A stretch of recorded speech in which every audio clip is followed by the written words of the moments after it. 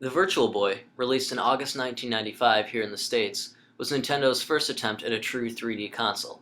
However, the system was a commercial failure, and Nintendo pulled the plug on it in March of the following year, 1996.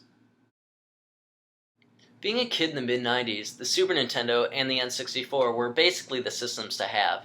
I remember all of my friends had at least one, if not the other. So imagine seeing a virtual reality Nintendo system on a commercial on TV. This would have blown my mind when I was little, except I was only about 3 or 4 when it came out. But the truth is, I was blessed to be born when I was. The Virtual Boy, developed by Gunpei Yokoi, the same guy who developed the Game Boy, didn't quite live up to its expectations. The system was limited to a red and black color scheme, because red was the cheapest color to produce. The Game Boy had a green and black color scheme, and it did just fine, right? Well, the difference is that the visuals on the Virtual Boy just make your eyes hurt. Kids were complaining of headaches after only 5 or 10 minutes of gameplay. The red really wears on your eyes after a while, and holding your head in a position to play the system properly wears on your neck and becomes uncomfortable fast. The actual system itself sits on top of a stand with 2 legs. The controller plugs in at the bottom, and cartridges are inserted upside down, which is weird, in the front.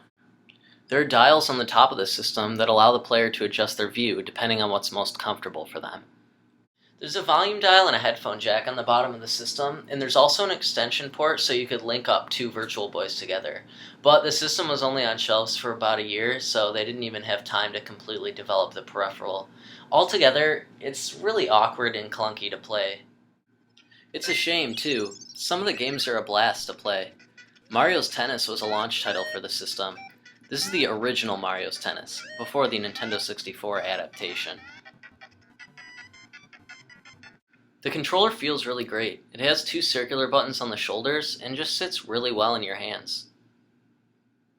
I also have Panic Bomber, Mario Clash, and Galactic Pinball. Panic Bomber is a puzzle game starring Bomberman, while Mario Clash is an interesting spin on the original Mario Bros. Arcade game. Galactic Pinball is pretty much what it sounds like. Pinball in space.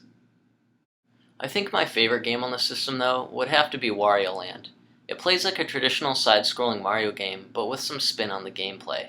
The 3D is used to traverse back and forth between planes, but the game doesn't rely on the novelty of it.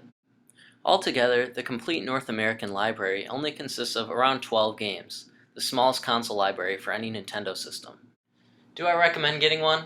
Well, maybe. It depends. It's an interesting piece of hardware to have in your collection. It's also a great conversation piece. Interested friends will definitely want to try it out. Just don't let them play for too long. Oh, and if you're an introvert, it's a great way to get people to go away.